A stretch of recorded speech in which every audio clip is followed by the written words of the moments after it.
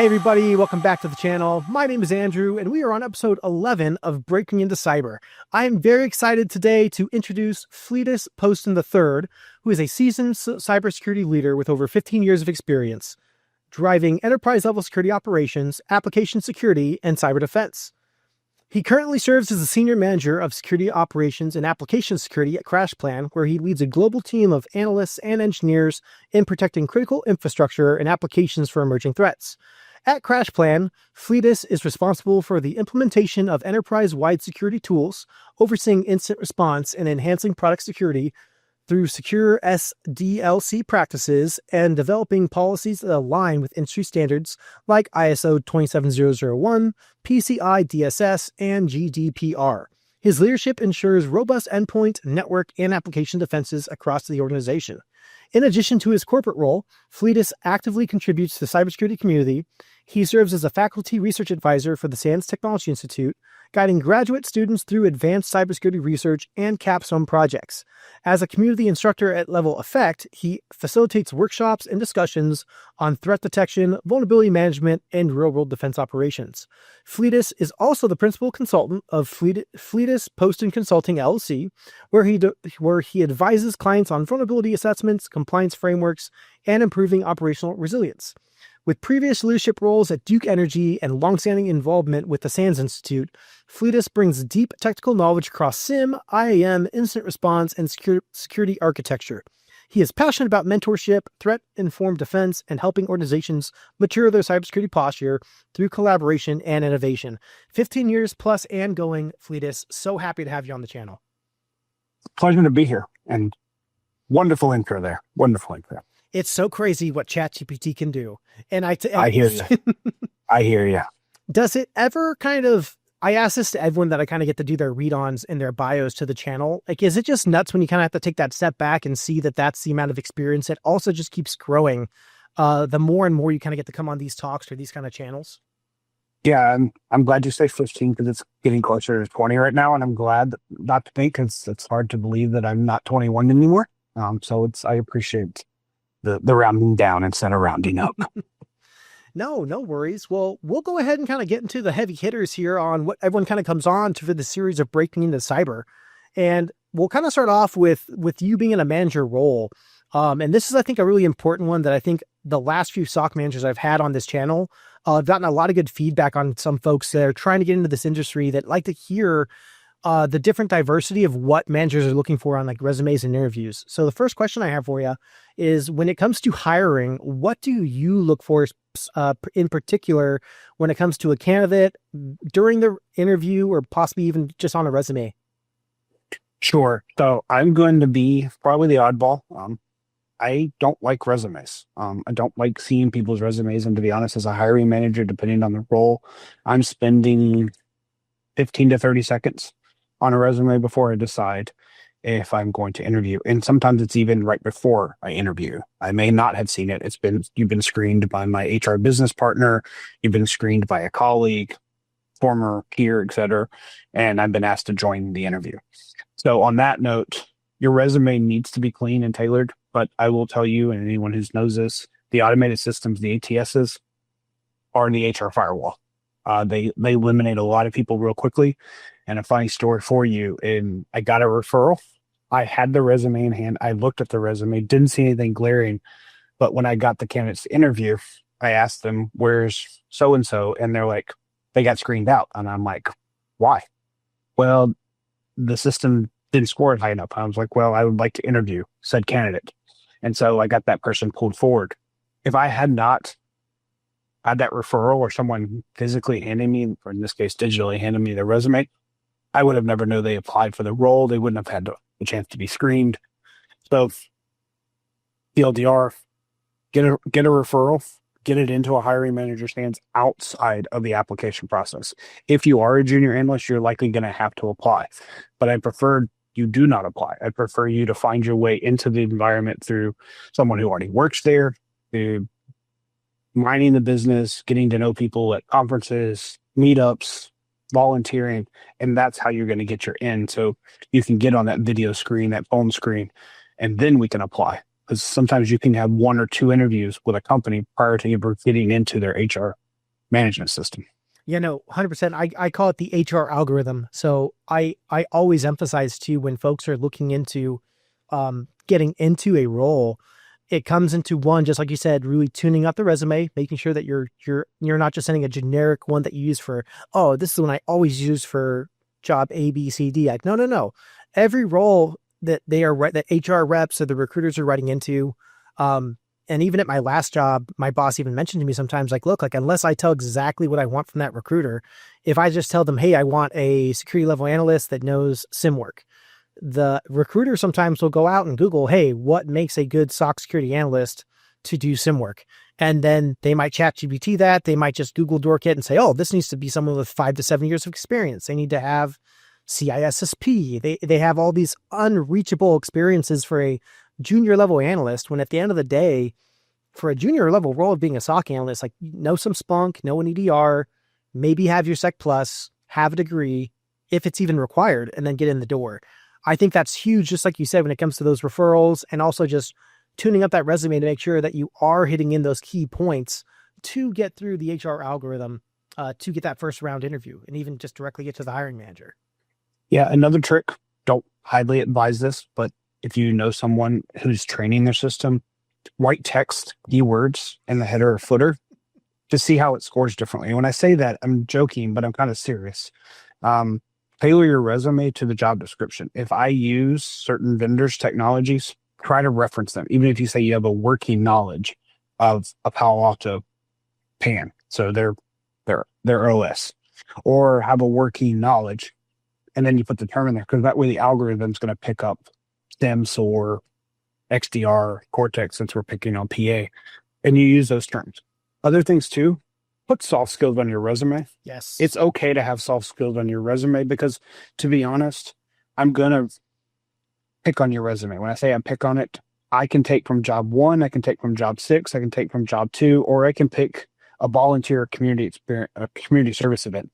Additionally, if you are breaking into field, which is the purpose of this call, talk about your home lab, talk about CTS, talk about projects you've done either for a nonprofit, for a family member.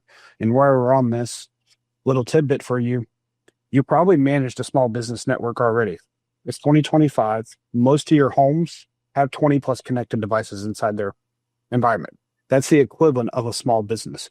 So if you've taken any time to stand up wireless printing, wireless networking, if you put a media server in your house, if you've done any kind of DNS work, you can talk about that on your resume where you've configured those 26 devices. You've enabled DHCP. You've set up a static IP for the one box that you want to SSH into.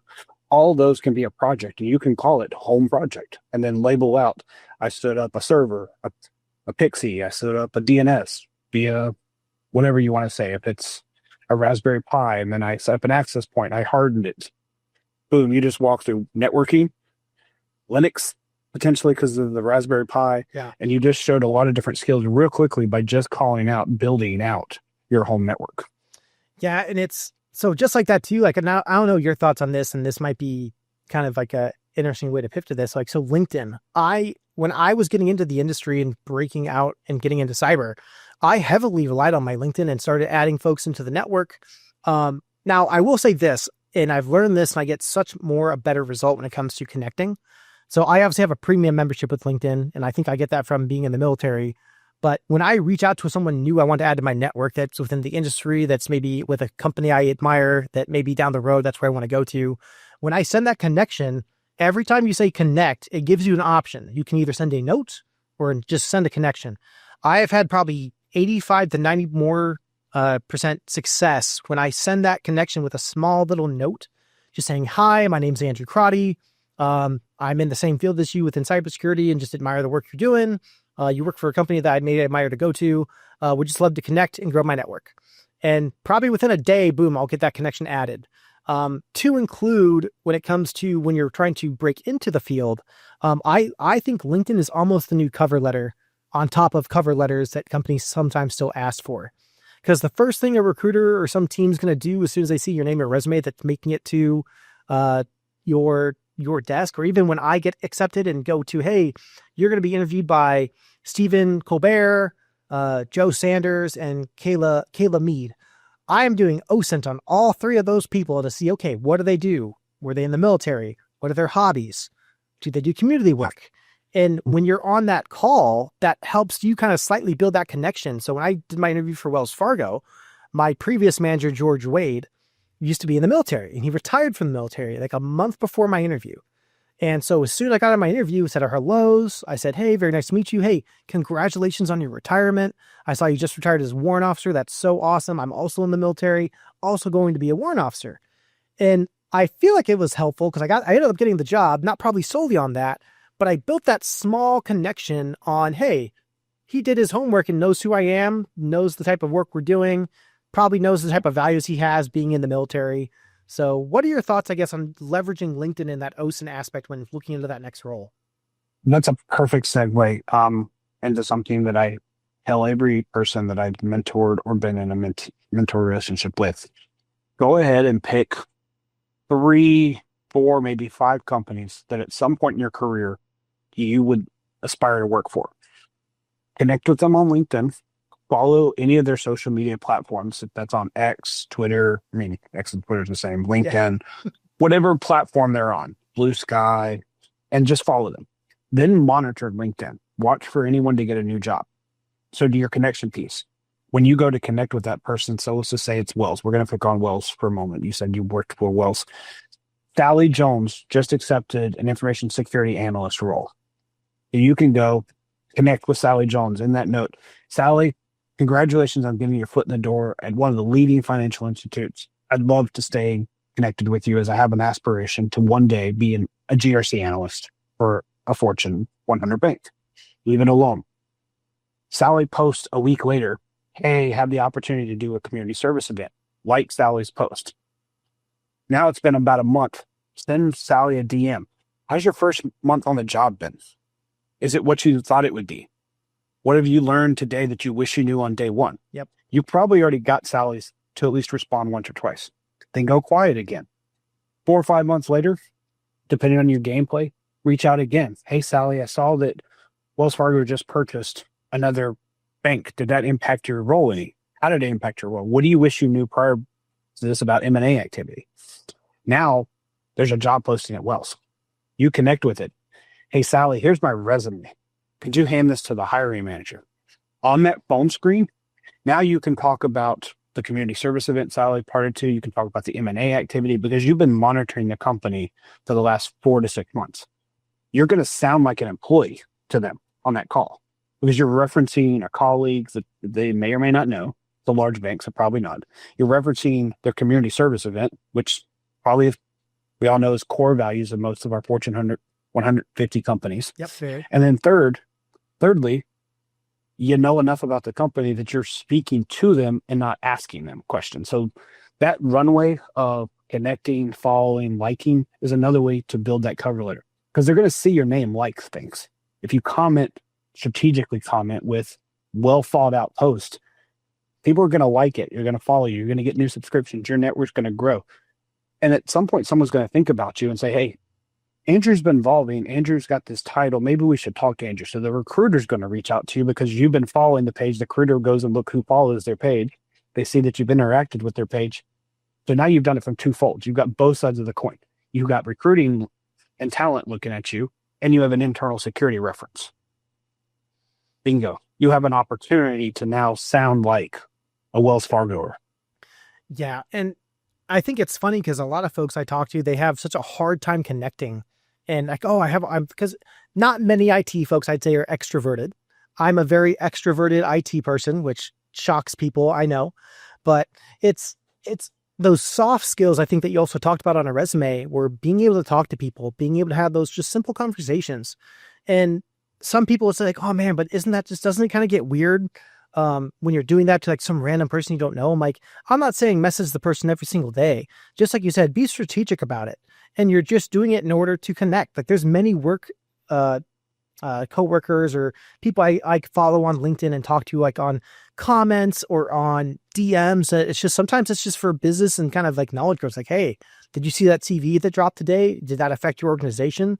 And using that traffic like protocol, knowing what you can talk about And those that don't know what the traffic light protocol is, it's ideally your what can be shared across an organization, where it's red, hey, that's just within the internal, amber, maybe within only banks and financial, green is, and I'm very much dumbing this down or keeping it very low level. Green is, hey, you can share it with everyone and your mother. And having those conversations in the right environments to say, hey, just wanted to connect and kind of keep in touch because we're both in the same, we both use cyber threat intelligence. So maybe we can share IOCs. We can share events that we see going on across the environment. And simply by having those relationships, one, you're building your network. Two, you're growing your understanding and also getting to share that information, which is another huge thing I think across any organization you get into, or even you're trying to get into, is never hog something. When I learn something new, whether I'm a junior analyst, whether my seniors know about it, I document it. I see if it's something that we can create into an SOP, and then I will then share that across my team. And what that's doing once you get into the door and break into an industry, you're not only showing your manager, like, okay, well, Andy learned a new process or learned something that's good for the entirety of the team. You're now documenting it. That's a technical writer, future possible position where, wow, Andy's really good at breaking down these steps and procedures that any person from junior to right in the front door to they've been here for 20 years and their C++, Java schmees on coding can follow step by step. And two, if you can present that and teach it, that's then your soft skills of just, hey, look, if we had to put this person in front of a client or having to flip the roles of not just being internal, but external, that can be huge. Yeah, I want to call some stuff out here. Loved your explanation there, helping those viewers. IOC is your indicator of compromise, and an SOP is a standard operating procedure. Thank you. As you can tell, when we start talking, we start using lingo we're used to. He described the traffic light protocol. There's also a clear. There's stuff that can just be disseminated. It can be published. So learning how you can publish things and to follow the thread of threat intel. LinkedIn is another place to quickly learn what's dropping. Sometimes it drops there on social media before it drops in mainstream news. So by connecting with people and connecting with the right people, they're going to publish. I'll be honest. I found out about the CrowdStrike event from X. I happened to still be up. John Hammond had dropped a note. I was following John Hammond. He said something's going on with the Windows environment that's causing blue screens. It wasn't until 2 or 3 hours later that it came out that it was CrowdStrike. But I first saw it from a well-known researcher, practitioner in the field who just shared an experience. I'm seeing chatter. Something overseas was happening. Hasn't made it to the States yet. It gave me leeway. So when I did wake up and I saw the news, I saw that before I went to bed last night. Didn't think much of it. Now we got a work to do. I found out I literally woke up out of bed on my day off, and I woke up from a phone call from my buddy that works at an undisclosed car dealership who's on their IT team. He's like, hey man, do you know what's going on with CrowdStrike? I'm like, what are you talking about, dude? It's like, oh bro, open up your threat. You're on the news. Look on the news, open up your threat feeds. If you find anything to remediate this, let me know. And I think at some point in time, probably like an hour or so after, came the, hey, do like a safe reboot. You have to go into the file and erase the specific file path of where that patch happened. That was the short-term fix. So as soon as I saw that, I made sure to blast that out across my network. My buddies that called, I'm like, hey, if you guys are still working this, here's a temporary quick fix until they come out with whatever new patch they need to do, or if your team comes up with some other new means of fixing this. So, which helped a few people that like, hey, we haven't seen that yet. So perfect. We appreciate it. But exactly that, like following the right people and just having that network on like follow and I call it doom scrolling, which I think is the correct term. When you're just going through all the, going through like X, all that stuff. So, yeah. So on that same note, I have a lot of RSS feeds. I subscribe to certain people's channels because I know they have high fidelity banter. I may periodically see something that's a meme or jokes that comes across my corporate feed, but for the most part, I know that that's humanizing, for lack of a better word, personalizing that person versus just putting them on a pedestal. Yeah. But it's important to have trusted feeds. So to pull your question all the way back again about the internet and hiring view, I'm going to ask you how you stay current. What communities are you part of? Where do you check? How do you learn?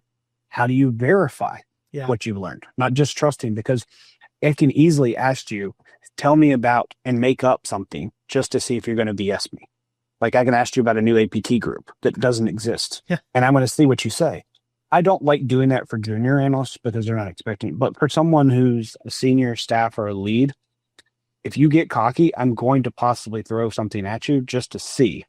are you really just trying to blow smoke? I don't like that process. That's not what I'm in the business for. I'm here to build you up. This is an interview.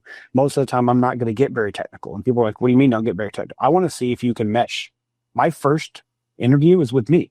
It's a cultural interview. Do you mesh with me as the hiring manager? And will you mesh with my team? Yep. If I can't lead you, you're not the right fit. Even if you're a unicorn. If you're not going to mesh with the style of my team, again, even if you're a unicorn, you're going to burn yourself out. I'm going to burn you out. Something's going to happen. I'm going to lose you in 6 months or less. Again, not the right fit. Yep. Not saying I won't reach out to you in 6 months, 9 months, a year later and say, hey, I think we're ready to have your skill sets and your demeanor. But the current stage of the company isn't. So for those listening, it's not always you. It's not you. It's where the company sits at the time that you apply. They may not be looking for someone as technical as you are or someone as mature. They need someone a little more green or able to start from the ground up versus walking into a very mature organization. So don't get defeated because of, well, I'm overqualified. You might be overqualified. You also could be underqualified by being overqualified because you're not the right candidate at the right time. Yeah. And that actually bleeds into my next question perfectly. So when it comes through your journey into cybersecurity, so not everyone always wakes up every day or goes through high school. And like when you have your career fair day, it's like, what do you want to be when you grow up? Like, I'm going to be a SOC manager. I'm going to work in cybersecurity. It's law enforcement, nurse, lawyer, space astronaut. Do you know when maybe your career pivoted to where you wanted to get into cybersecurity, or was it something you always knew you wanted to do? So, we got my first computer when I was in second or third grade. So it was a Tandy DOS screen prompt, fun to play with. And I learned very quickly that it's intriguing to make things work. Back then, you didn't have memory, you didn't have hard drives. Everything was you put a disk in, you ran a command, it booted up. There's no flash, it goes away.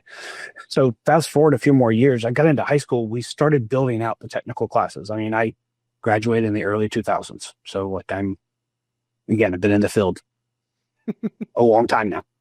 So we were just putting in. I was in the MySpace days. That's where I got to figure out what HTML. I got scrolling marquees. It was fun to play. We also had the opportunity of doing basic IT stuff in our IT labs at high school. So I was like, this is curious. I think I want to do this. During that same time, I was still considering civil engineering because I have an engineer in the family. I'd got an internship in the civil engineering department while I was in high school. I was like, this would be fun. So I applied for civil engineering for college, and then I started applying for business IT roles, like business IT school. So I ended up going the business IT route when I went to my undergrad. I went to Appalachian State, and I got a computer information systems degree. While at App, I had the pleasure my junior year of having a guest lecturer come in. He ran a satellite security office in Boone, North Carolina. So he was hiring some of his students to work swing shifts to do IDS work, so intrusion detection. So an IDS handler. Nice. During that time, I got to figure out that this is what standard traffic looks like, and users will do anything on a computer. So first preview that users will do anything. Amen. So at that time, I wasn't sure what I wanted. So I took an internship after that with Wachovia. It became Wells while I was there in their IT audit department. So again, I got to see end-to-end systems from the IT systems. Quickly decided wasn't ready to be in the financial world. So I took a job at the regular utility, Duke Energy, as you mentioned in my bio.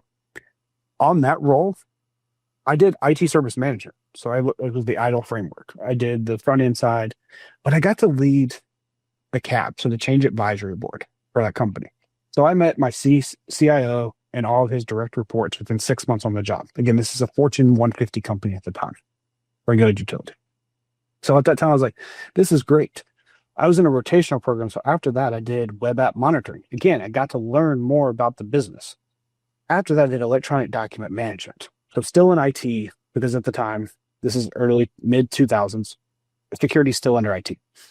That's when I got the itch to let's see what I can do. So I asked to manage our identity access management. So I managed several 100 AD groups, several dozen process accounts, service accounts.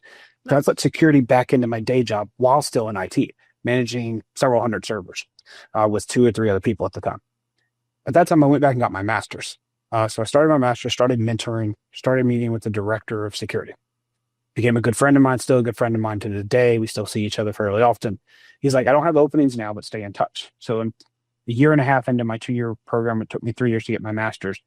I physically put cyber in my title. I became a cyber systems engineer. At the time, we were building out our security operations center. So I joined the team right before we built the SOC. So I had the opportunity to come in, help build out the SOC as a cyber systems engineer. I got to play analyst for a little while during that role because I was cutting my teeth on email security. So I played both sides, nice. Email security, the gateway and responding. And then I helped build out the rest of the tools.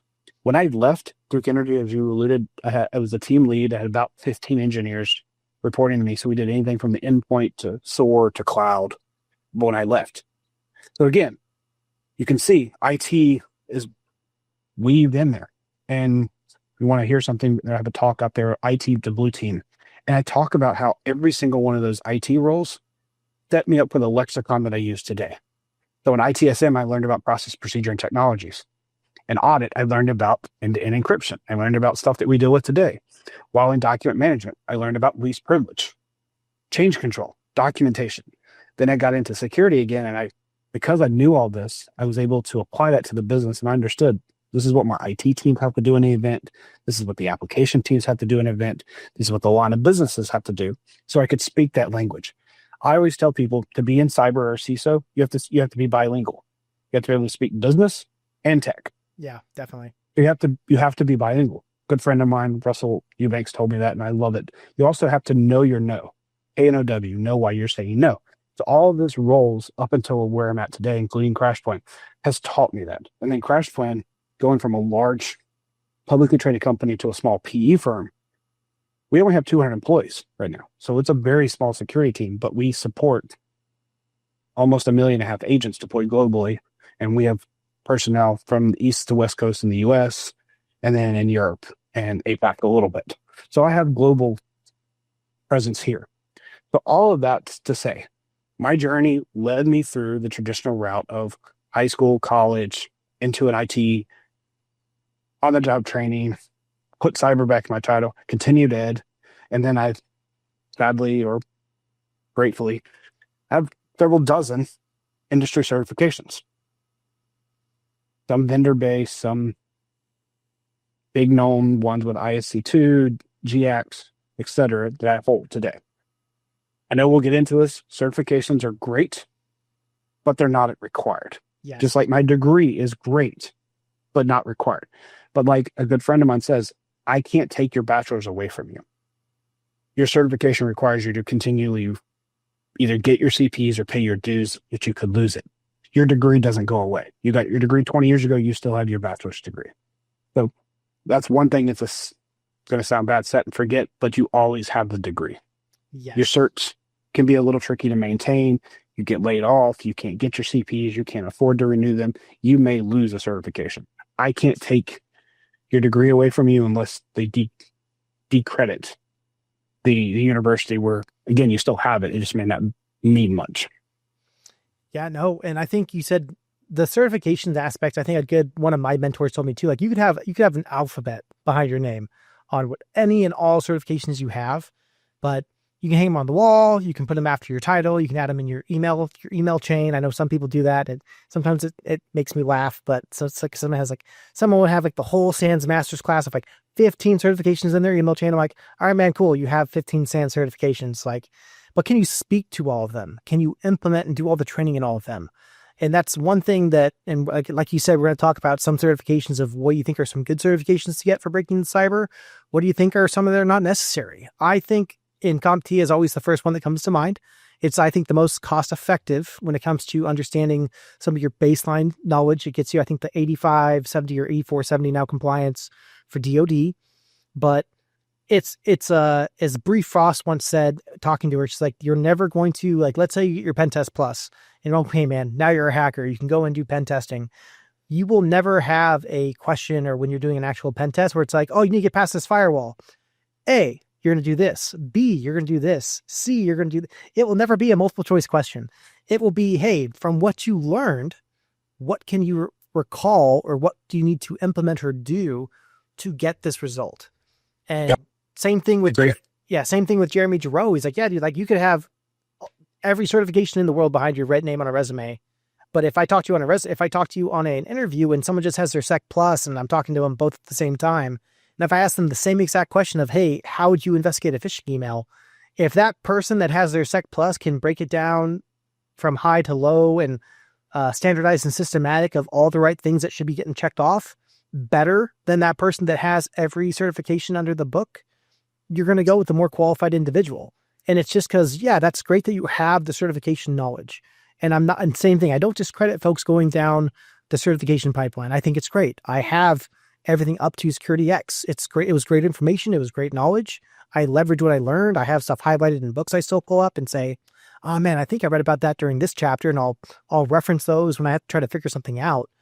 But if you're just going through the cert pipeline to get the cert and not retain the information, you're wasting your time. You have to know it and be able to implement it and actually do the work. Yeah, the other thing that you talked about, great point here. Some of those are book-based knowledge. Not to pick on it, but a very large vendor who happens to say the same thing that you open to get fresh air in your house. The person we hired had the highest level certification under this breezy thing that holds air away from the exterior and interior house, and came in and he's like, well, this is not how the textbook said to do it. And I'm like, no, that's not how it works in the real world. Yes. He could speak forwards and backwards and spell everything. He could tell you everything about that environment from an academic point of view, which is still good knowledge. But when we put him on keyboard, he floundered because he couldn't figure out what to do the first time he hit a ditch. Using the analogy, he didn't know how to get out of a ditch because all his head knowledge told him just to click again, to click again, to click again, where real world would say, back up, turn around, pivot, go back down, pivot. We'll use pivot. We'll use the word pivot. And he couldn't get past it. We coached. And this goes back into something I should have said earlier. I can teach technical skills. I can't teach curiosity. I can't teach empathy. I can't teach humility. Another thing that I think a lot of us forget is we have to have some humor in our field. We have to be able to laugh at ourselves and laugh with others, because empathy, humility, and humor play along very well in this field, especially if you get into a high pressure SOC role. We haven't got to the dedicated role. There's burnout. There's a lot of burnout when you are a level 1 analyst who your entire job is just trying to get through X amount of alerts on a shift. Triage. Yep. All you do is triage. And sometimes you never see it because it gets escalated. You never get to see what your work builds. You're just the ingredients. You're just the flour. You never see the biscuit. You never see the cake because you don't get to the end of it. You're having to hand it off after you added water to the flour. It's funny for burnout. We had mean time to your MTTA, mean time to acknowledge, and then MTTR, mean time to respond. For those that aren't in cyber, first off, when you're an analyst, not really big importance. For SOC managers, I'd say a little bit more importance, because when those are metrics you're tracking that most times an organization, or if you're a MSSP that's like doing security for an organization, that is, hey, when X alert arrives, how long is it taking to you to respond to it or to actually action it or do some type of thing to it? At my old job, we were very much sometimes having floods, like a case flood come in. And we had an old saying like, hey, 30 minutes or bust. And because our boss challenged us like, hey guys, we got to try to meet our MTTAs, MTTRs, do your best. Obviously, don't ever rush work. You still want to do everything a good standardized and systematic process. And we ended up meeting our MTTA, but it was just a funny saying, hey guys, 30 minutes or bust. We got this. And it same thing. It's that humor we brought into the environment. I actually made hoodies. So I had hoodies with our thing, hey, 30 minutes or bust for our logo. And it was just fun. Because I'm like, hey, we got this, guys. Don't worry. I got the hoodie on today. And it's just like funny little things. Do that a little bit. I love that analogy, but sometimes they're so quick to acknowledge and close without doing proper investigation because it's source of knowledge. I just saw this BEC. Well, I assume it's the same BEC. May not be. Another funny analogy. I was asked by a very key vendor, why do you care if I block it? I'm like, because what did you not block? What happened before it? What happened beside it? What happened after it? And I use the medical thing. I know what mortem is. What was pre-mortem and post-mortem? I know the wreck happened. I can see the wreck. What caused the wreck? What happened after the wreck to keep that analogy of the alert fatigue. And I was literally mind boggled when the vendor said, "Oh, we blocked it. Why do you care?" I'm like, I care because I want to know what other activity was around that block. Yeah, Because you might have just called the IP or the IOC, again, the indicator of compromise, which might have been a dot executable or the hash of that. Maybe a false positive because that hash is a collision because it's still MD5, an old hashing algorithm instead of SHA-256, et cetera. And people are like, "Oh, I didn't even think about that." And I'm like, this comes with this experience. When you see enough of the same alert, you standardize the playbook in your head. Well, you may forget to go read the playbook, which leads me into my next thing. No matter what you're working on, you have an incident response plan. Follow your incident response plan or your SOPs, because the time you stop reading your standard operating procedure or your IRP is the time you're going to forget a key step. And you don't want to be that senior analyst who's like, "Well, I've worked the same malware alert 12 times this week. It's the 13th time is going to be the same as the previous 12. It may not be, and to be fair, it likely isn't. Yeah, looking at before, like I'd say, like looking at their child process, and then same thing when it comes to second and third order effects. Like, okay, well, what was this trying to accomplish? Because if it's benign, well, then that's great. It's just benign traffic that maybe you do need to whitelist or blacklist to get off your environment to stop seeing the detection. But if you're seeing it consistently, well, why is this why is this constantly firing? Is this a legitimate process as a certain team or group is doing that we need to do that further research? Like, hey, is this causing business impact? Because maybe it was blocked last week and now we're seeing a bunch of users trying to get onto this, but it's being blocked. So now it looks malicious. But then you reach out to that organization or that group saying, "Hey, look, this is a known practice our team does. We go to the site to grab X data, which we've been using for 10 years. And so that's okay, well, now doing that further research of, okay, well, let's backtrack a little bit. How long have we seen it? What's the prevalence of this across our network? And I think, like you said, and it comes with a little bit of like always treating every alert. Don't always treat it the same. But yeah, alert fatigue is huge, is ideally what I think that bleeds into. Because the other thing too is it's called the masquerading effect. You may have an adversary who is throwing enough noise to get you to go look at the noise while they continue to walk through your front door. Best analogy of the mouse jiggling. The mouse jiggling is just to get the user to report something. That gets the SOC and the help desk away from the fact that I just ran a C2 connection on an open port that you normally do because I know this user goes and buys lunch at Jimmy John's every day at this time.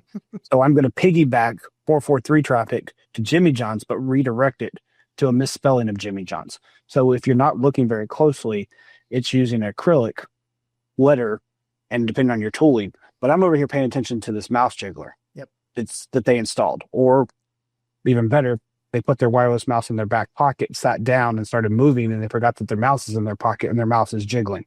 May or may not have happened in my career. Or they have a KVM switch and someone's elbowing the mouse that's sitting beside them and they're not touching their laptop. And I'm like, "Why is it moving?" I'm like, "Because your elbow's touching the keyboard as part that's plugged into your KVM, which is your switching system to allow you to use multiple peripherals or across multiple devices," for those who are listening. Always funny stories. But it's that masquerading effect or that look left, go right, watch this hand, the magic trick when I'm going to try to be sly and use my other hand. This field is full of that. So be aware of that in this field.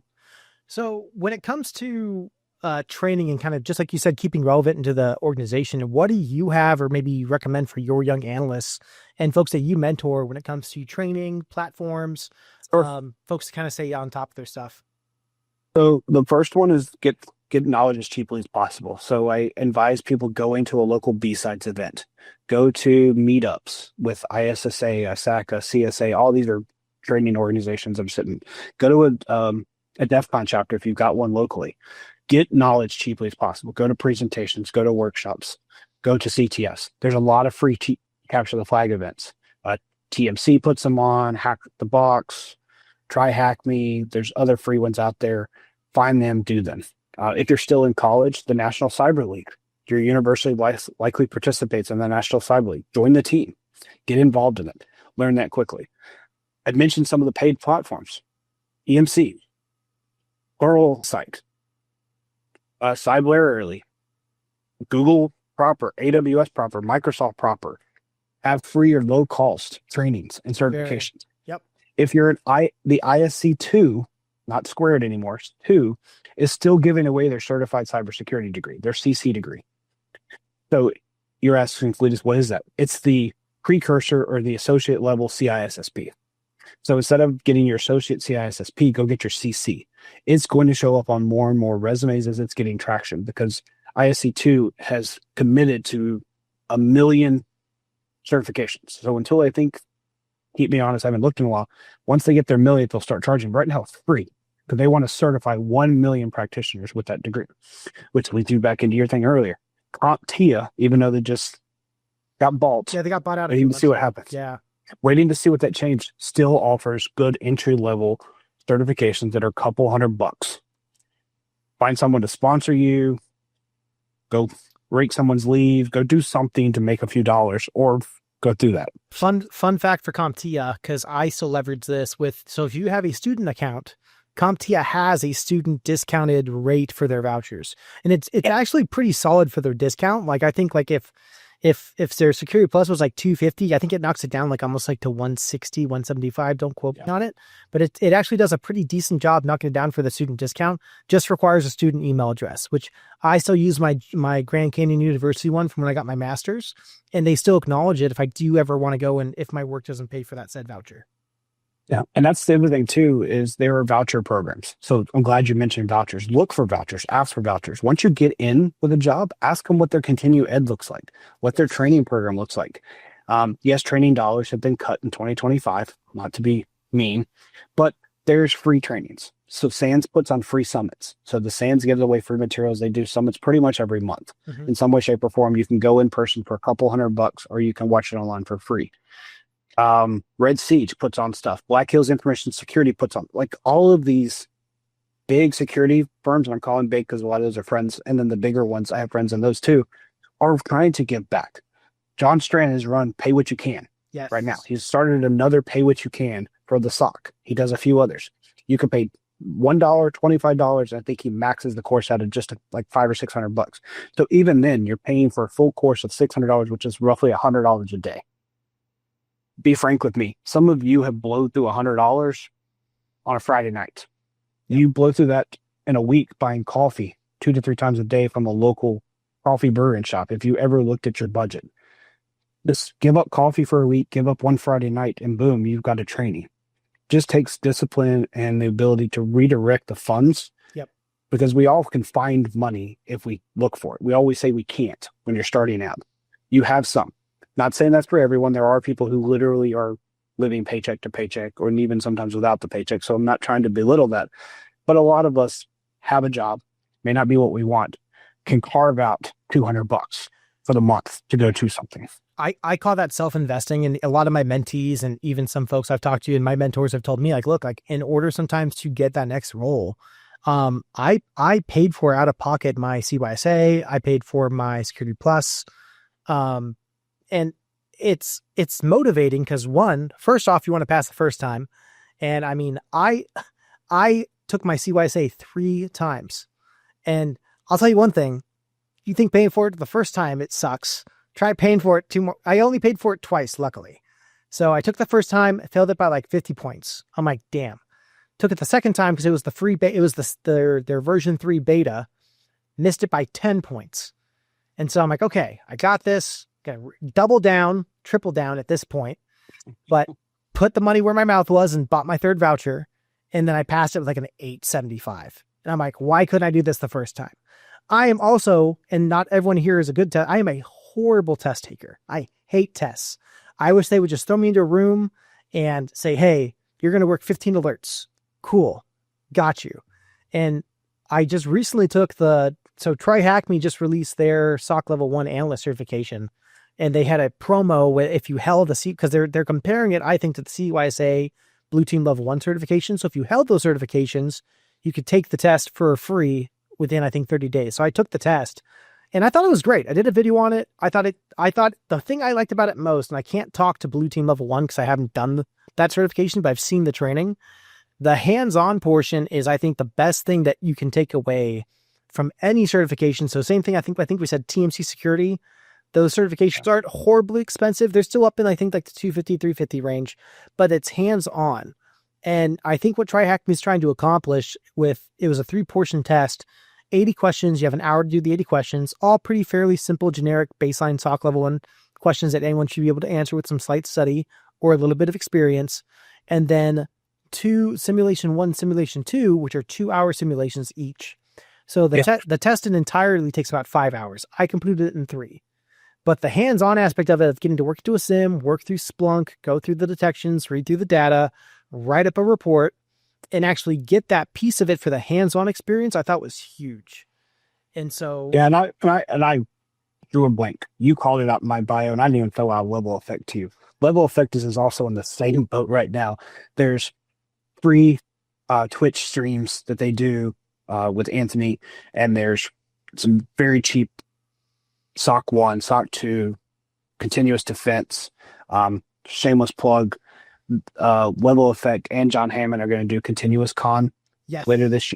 So go out and check that out between Hammond and Level Effect. So there's opportunities to get knowledge cheaply.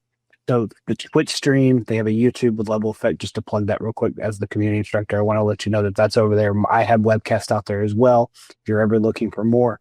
But at the end of the day, to go back to it, use your peers.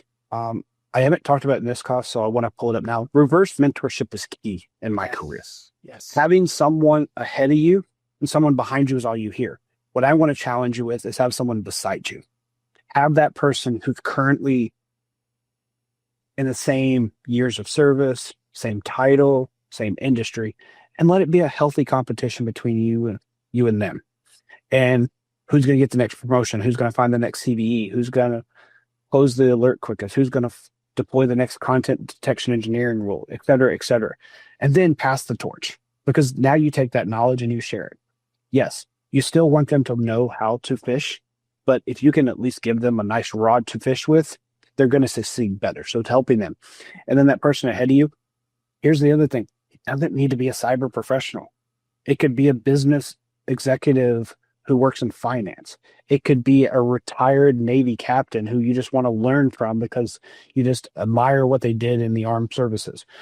Again, for those who served, thank you for your service. It could be, again, just finding, this is going to sound strange, it could be a grandparent. It could literally just be someone who just wants to pass on knowledge of, back in my day, hate the phrase, love the sentiment.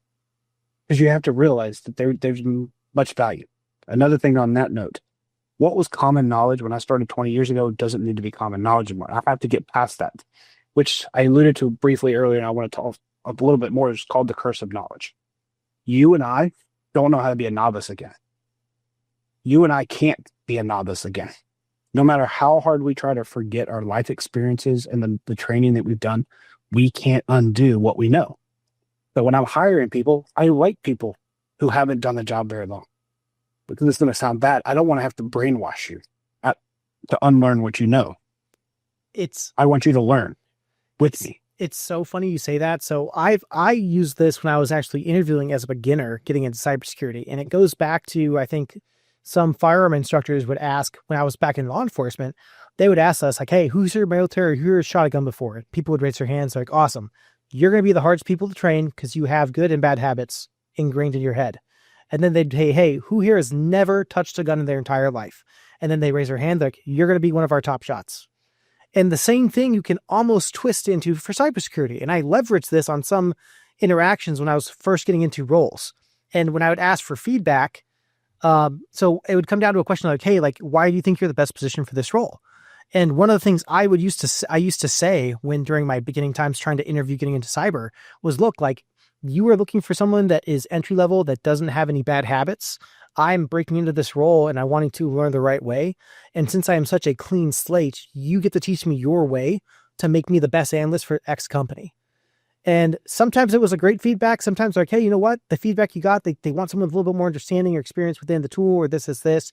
But sometimes I'd hear like, hey, the hiring manager loved you. They thought that was great. They honestly really liked your answer of how you don't have any bad habits. You don't know what right looks like. So they literally get to mold you. And there's positive con to that, because it's like, oh, they get to mold you in the best analyst you want to be, but you're also coming in very fresh to where, hey, well, if their onboarding or their training isn't up to par to maybe get you to where they want you to be at, that can always be a negative. It can be a negative for you and that organization. So I love that answer because that's very good. I need you to have a basic understanding of the technology. I don't need you to know Splunk. I need you to know how SIEMs work. I don't need you to know CrowdStrike, but I need to know how an EDR works. I need you to know the technology enough that when I throw you into that console or into that queue or into that log analysis, you at least know where to start. Because to be honest, like green is great. And I shared this pre-recording. The best people that I've hired sometimes and mentored have been people who came out of non-technical fields. So a school teacher made a great GRC analyst and a policy writer because she understood the structure, how to train and educate. So she did security awareness. A car mechanic was a SOAR engineer.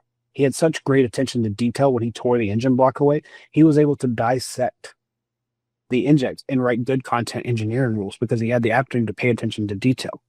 A pool cleaner owned his own pool cleaning company, went and got his junior pen testing certification, and now is a pen tester because he had the willingness to go through the muck of a pool. He could go through the muck of a system. So anyone and everyone can transition. But Fletus, you're like, how do I get in now? The market is terrible right now. The market is tough, even for mid and senior levels. There are plenty of people willing to take the job. Companies are just not hiring as fast as they used to because, to be honest, current administration, current economics is causing a lot of pause. Let's wait and see. Let's wait another quarter. Let's wait another half of a year. Maybe we'll do 3 hires instead of the 10 hires. So you're coming at 30% instead of 100% capacity, which as a hiring manager, you hate, but at the same time you like, because that way I can drag out my needs and really determine what I really want and need, not just what I want. Yeah. What do I actually need in this role, which I'm currently working with my CISO on to backfill a role I currently have. It's been sitting there. I'm ready to hire. And he's like, let's just be patient. So I'm being patient. No. And I love that aspect of like, that's 100% true. Like, so the ghost jobs, I think, was a huge thing this last like year and a half, probably goes back further than that. But I had so many people trying to get into even mid-level roles this last year where it's like, dude, like they'd apply for this position. They'd wait 2-3 weeks. Boom. Oh, we've closed it internally. We decided to close this position. Or you'll see 100 people apply. And then they would say it was funny. When I was even applying out before my current job at Leidos, I had positions that I'm like, man, I am the perfect fit for this role. And I'd apply, make sure my resume was tailored. I did my research on the company. I'd apply in 2-3 days. Sorry, unfortunately, you're not a good fit for this role. And I'm like, man. And it's almost in a sense of one, companies being very nitpicky, I think, looking for that unicorn. And then 2, also, just like you said, like HR algorithm getting through, or then also just getting told like, hey, we're going to hold off on hiring for this role until X quarter or until X better situation comes down later in the pipeline. And it's a give take when it came to the industry. And even right now, I've had some good success stories with a few of my mentees and a few of my buddies that have just been applying. I've had 2 just recently sign offer letters. So it sounds like things are somewhat turning around, but especially for the federal aspect right now for DOGE, I mean, even for my work within the contracting side of things, I mean, it's every day. One day could be great. The next day, if something comes along where they want to cut a contract or look into reducing manpower, any aspect of that, if you're not working in like inside, like I would used to say government was safe, but obviously now it's now even possibility if you're expendable, you can get that loose cut. But when I worked for the city level too, like as a law enforcement officer with the state of Arizona, there's very much a strong job security with that because it's with the county or the city. But yeah, once you go private, like when I went to Wells Fargo, when I made that pivot, even I was nervous because I'm like, man, like I'm going to the private sector now. Arizona's a right to work state, so I could come in there wearing blue one day. Like, well, man, Wells Fargo wears red. You're wearing Chase blue. You're fired. Get out of here. Which is jokingly would never hopefully happen. But there's all those considerations going to that next role and making that pivot into cyber and breaking into I did a career change 7 years in as a police officer. You can bet I was freaking out and scared. But making that change and jump was something that definitely needed to happen. Yeah, I think the other thing too, to pull that string a little bit, and I'm trying to figure out how I want to word this without doing we need to stop relying on 9 to 5. We need to have, especially in this field, you alluded to it, I have it, outside engagements. I've worked in the field long enough. I get asked, can you help me with this? So that's how I formed my LLC, because I wanted a place that, for better or worse, limited liability. It's not on my social, and I can take contract work as much or as little as I want, depending on the season I'm in. So be comfortable finding gigs that you can manage one client at a time, two clients at a time, and then eventually you may want to give up the 9 to 5 completely and go to work for yourself. That's a possibility in their field. So think about that. Yes, don't start as a consultant. I mean, there are many people who say just go into a consulting gig, you'll be fine. Well, if you don't know what you don't know, you're not always a good consultant. I've seen people do it successfully. And I know a lot of firms, the big four, will hire college grads or GEDs or certified folks in, and then they put you as a $200 head on an account. And I've been those people where I've asked them to leave. Like, I'm budgeting $1,000 for this meeting. I'd rather have 2 of your seniors at $400 an hour than 3 of your juniors at $200 an hour. Get them out of here. Like, it's just, I know you need to train them, but you're not training them on my expenditure. So that's a tangent, but be aware of that. If you have the right, if you run an organization or a team, to pick and choose your skill sets that you want in the room, especially when you're high-end consulting firm. So that was a small tangent, but I wanted to plug that out there, is that we have to have backup plans. So don't put all your eggs in the basket on one company anymore. No, definitely. And Fletus, I think I have about 2 more questions for you, and we can kind of get on with our end of this episode. But last 2 I have for you is, one, when you are not doing cyber and you get to step away from the screen, what do you do to kind of relax? What are you doing when you're off the clock, getting to relax, kind of unwind? Sure. So I have 2 interns. One's 10, one's almost 8. I do a lot of, yes, those are my kids. I see what you did there. Those are my kids. So I commit to daddy time. I give them 1-on-1 or 2-on-1 time. It's usually Saturdays. Sometimes it's Fridays. We'll do lunch, and we either go walk the greenway. We'll go play disc golf. My son's back into Pokemon Go, so I take him to Pokemon Go events and we hang out together.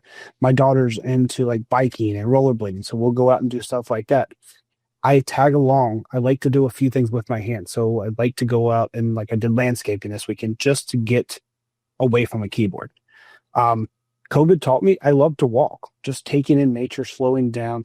And I challenge any of you, go for a walk once or twice a day. Start your day, go at lunch, go at the end of your work shift, go for a walk. There's health benefits. It also relaxes the mind. It refreshes. When you're in nature, sometimes you get that epiphany.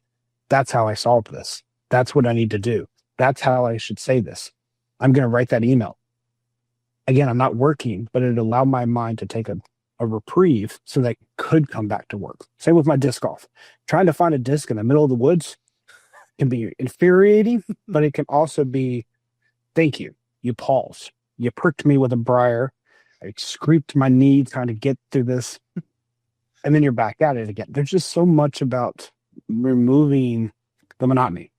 I'll admit, I live at my keyboard as a hobby too. I don't get some of the certifications by walking away. I don't not do CTS because it's still fun. I do a lot of mentoring and coaching. I'm in the middle of a webinar series with 4 undergrad students. We took them through 4 rounds. Whoever gets chosen after this round, we're sending them to a conference in Texas later this year to present. So those undergrad students are getting the opportunity to present. That's another hobby. I'm giving back. I have probably 6 or 8 mentees I meet with on a regular cadence, and then a few others that are passively.